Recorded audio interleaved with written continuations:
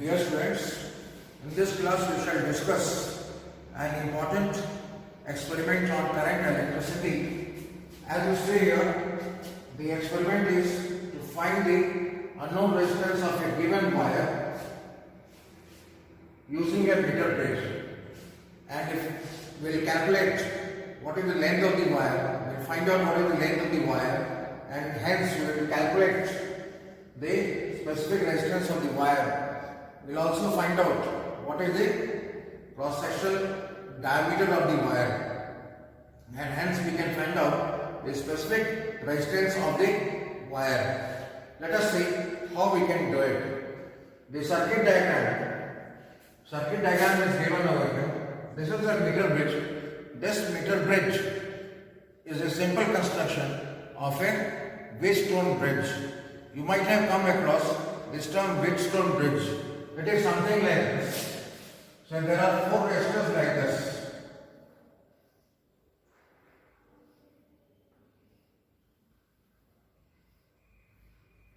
These are the four resistors, and here we have a galvanometer, and here we have a switch. And now here we will apply a cell to apply potential difference across this point and this point. So this resistance is equal to P, this resistance is equal to Q, this resistance is equal to R, this resistance is equal to S. And say this battery has an EMF of E. Now when this galvanometer is put on, that is this P is closed, then when the galvanometer reading becomes 0, we say that the null point has reached, and when null point has reached, then we can say that P by Q is equal to R by S. That is, P by Q is equal to R by S. This was already explained in the theory class. Now this simple meter bridge, and this meter bridge is simply an arrangement of the Wheatstone bridge. And in this Wheatstone bridge, as you see here, this is the resistance box, as you see, that is RB. So it has a resistance R. And here this resistance R corresponds to this resistance P. Likewise, this resistance X corresponds to this resistance Q. Now resistance of this portion corresponds to this resistance R, and resistance of this portion corresponds to the resistance S. Now, suppose this is a uniform wire. This is normally made of nichrome wire, because this nichrome wire is used because its resistance does not increase significantly when the temperature changes. When the current will pass this wire, it will get heated up, and because of this the resistance may change. But when we use nichrome wire, the resistance does not change significantly. That is why we use nichrome wire. So this has a uniform cross section. Suppose resistance per unit length. There is a resistance per unit length. Say that is equal to sigma. Suppose we get null point at the point J. This length is equal to L centimeter. So resistance of this part will be L into sigma. When this length is equal to L, the remaining part will be 100 minus L centimeter, because the total length of the wire is equal to 100 centimeter. If this length is equal to L centimeter, that means this length is equal to 100 minus L centimeter. So resistance of this part will be 100 minus L centimeter. Now as I have told you before, that during the null point, P by Q is equal to R by S. If we come back to this meter bridge, we can say that this resistance by this resistance is equal to resistance of this portion divided by resistance of this portion. Hence we can say that R by X, that is this resistance by this resistance, is equal to resistance of this portion by resistance of this portion. That is to say that this is equal to L into sigma divided by 100 minus L to sigma.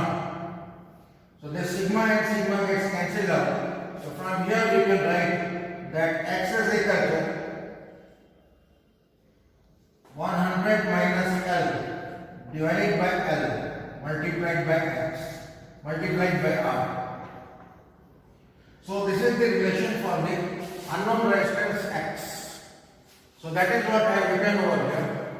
In theory, that unknown resistance will be 100 minus L divided by L multiplied by R. Now coming to the specific resistance. I have told you in theory class that the resistance of a wire R can be written as resistance of a, say it is X over here. So X will be equal to rho multiplied by L by A, capital L by A, where A is the cross-sectional area of the wire and L is the length of the wire.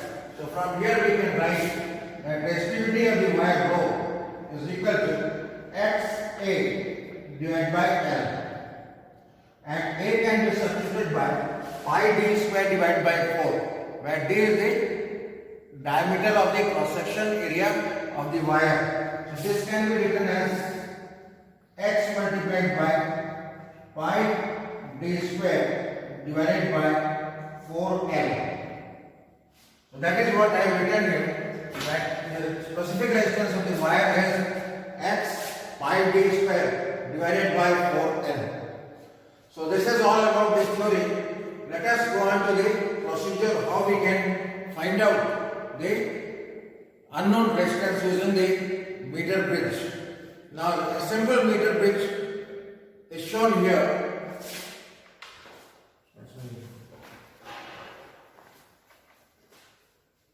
A simple meter bridge is shown here.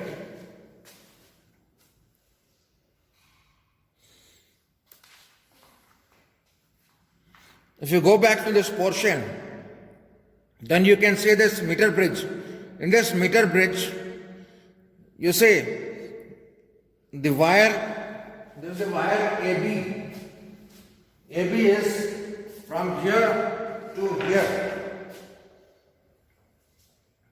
Then this is the resistance box connected across these two terminals. Then this length of the wire serves as the unknown resistance, and this is connected across these two terminals. When these are connected to these two terminals, then this serves as X. This wire serves as X. This resistance box serves as capital R. Then this is the jockey. You see, at the middle we have the galvanometer. The two terminals of the galvanometer are connected to the jockey. Now, null point is arrived when the galvanometer reading becomes equal to 0. Now let us first of all remove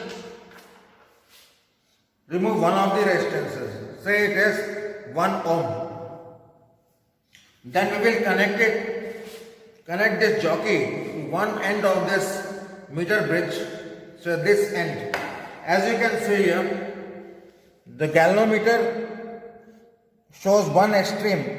The pointer is in one extreme, and if I again connect the jockey to the other end, in the other end, the deflection of the galvanometer will be on the other end, as you see here. That means your connection is correct.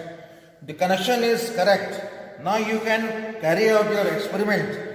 We will try to carry out the experiment in such a way that the reading is somewhere between 45 centimeter to 55 centimeter. Now, so I have removed here 1 ohm. Now let us say where do we get the null point? Null point will be obtained when the galvanometer reading will be equal to 0. Now let us just find out by hit and trial where do we get the null point. So I'll move from here.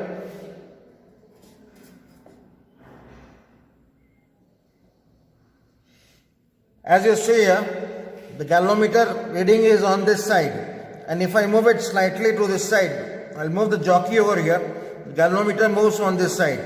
So in between these two positions, we will get the null point. So as you see here, now here the galvanometer reading becomes equal to 0. Now the length corresponding to the R side will be the length small l. So here what we see, that we will start the reading from here, from where the reading is 0. From here to here, this comes out to be 40 centimeter. So first of all, we will take small l equal to 40 centimeter. That is our first reading. Small l equal to 40 centimeter. That means 100 minus l will be 60 centimeter. So we can write in this column that l is equal to 40 centimeter. So 100 minus L will be 100 minus 40, and that is equal to 60. Now we have to put the value of R. The value of R has been taken to be 1 ohm. So here we will write 1 ohm. So what is the value of X1? So here we will get X1 equal to 100 minus L divided by L multiplied by R. Now substituting the values, we have got 100 minus L as 60, L is 40, R is 1. So this is equal to 3 by 2, that is 1.5 ohm. So this is the value of X1. In a similar fashion, we will find out what is X2, X3 and X4. Now I will remove another key over here. So how exactly do we find the resistance in the resistance box? Now see, this is 1 ohm. I'm sorry, 2 ohm was drawn from here. I'll write 2 over here. So here we will get 2.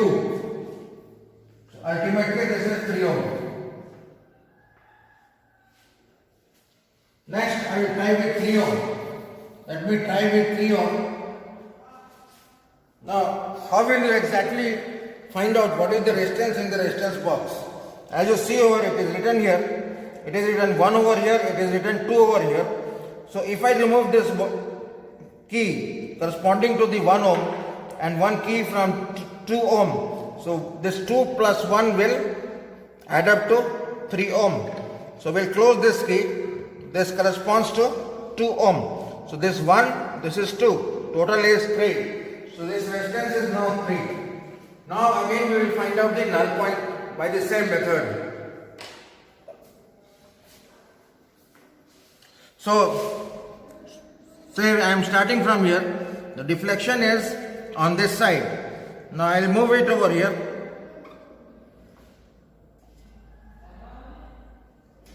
Now the deflection is 0. So this is our null point, and the corresponding reading you have to take it from here, that is from the resistance box side. So here it is 0 and here it is 49. So I will write here 49. So now it is 49 centimeter. So here I can write 100 minus 49. That comes out to be 51. Once again I will go on to the next reading. Say I will take R is equal to 4 ohm. If I take R is equal to 4 ohm, I have to remove 2 keys. Each should be equal to 2 ohm. So I will put back this 1 ohm, and this is 2 ohm, this is also 2 ohm. So they add up to 4 ohm. So now it is now equal to 4 ohm. Once again we will find out the null point. it must be somewhere beyond 49 centimeter. See, 49 centimeter was somewhere over here. So we'll move on to this side. See, if I move it over here, the galvanometer reading shifts on this side. If I keep on moving like this, it will shift on this side. So we'll find out where the reading is equal to 0. Okay, now here the reading is equal to 0.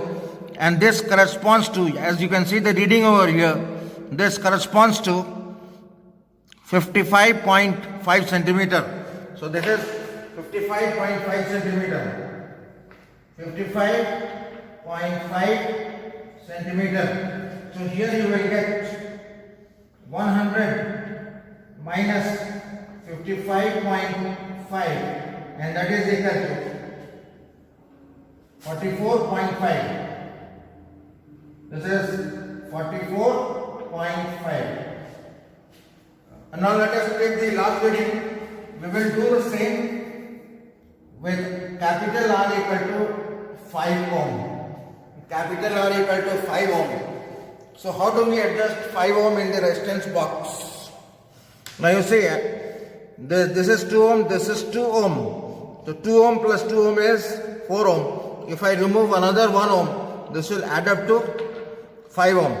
So I have removed 2 ohm, 2 ohm to 1 ohm. So 2 plus 2 plus 1, that is 5 ohm. So capital R is equal to 5 ohm in this resistance box. Now again we will find out the null point.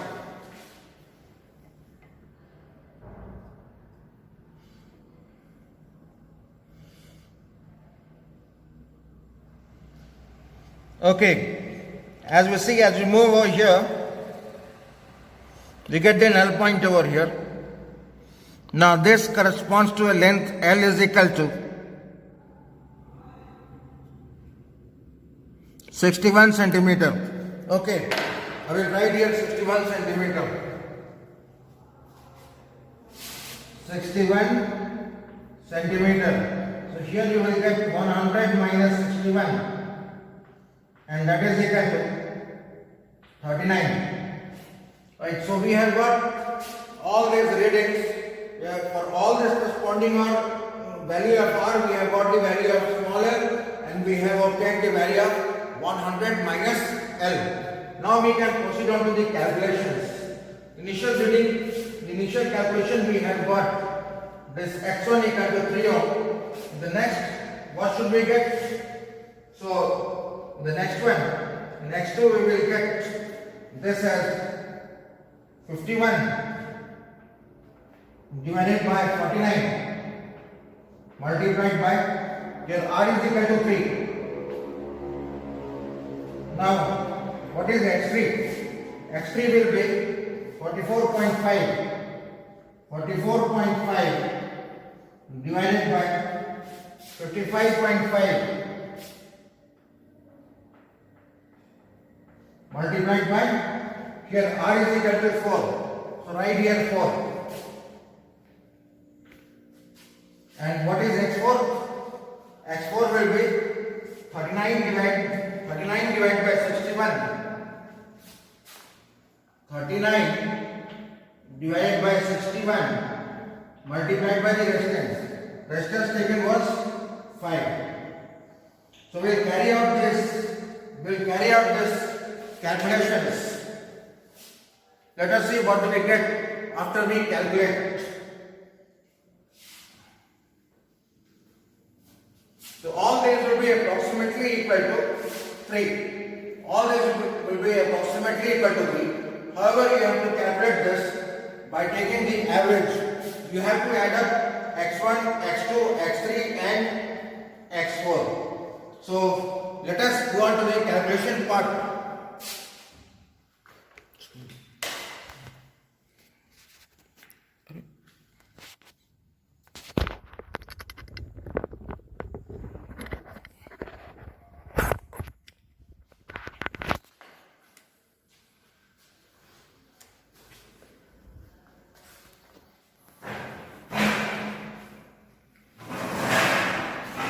So, what I mentioned here,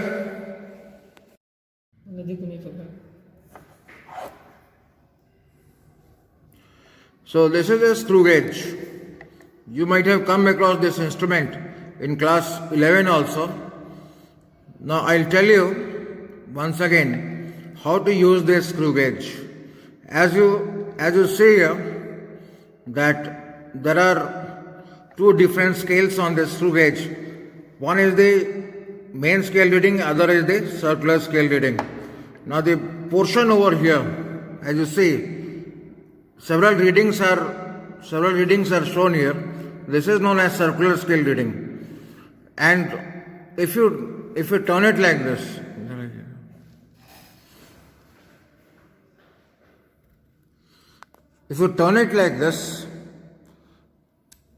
there is the ratchet. We turn out like this. Then the reading over here, these are known as reading over here. This is known as as you see here, how many graduations are seen over here. The number of graduations over here, you can clearly see that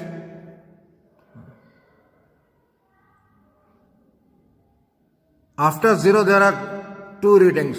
So main scale reading will be 2. And corresponding the circular scale reading, as you see here, this is 25, that is corresponding to the graduations in the main scale reading. So this experiment you have already done in class 11. I am not going to repeat it again. You know how to find out the diameter of a wire using this instrument. Let us see how we can find out the diameter of the wire. Now, suppose this is the wire whose resistance was determined in the meter bridge experiment. So we'll insert this wire in between these two studs.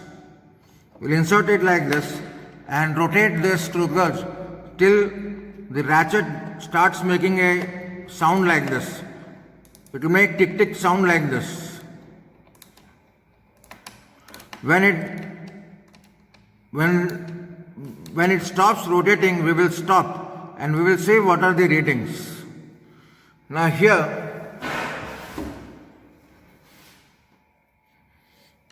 we can gently take it out also. We'll gently take it out. Now you can see the readings.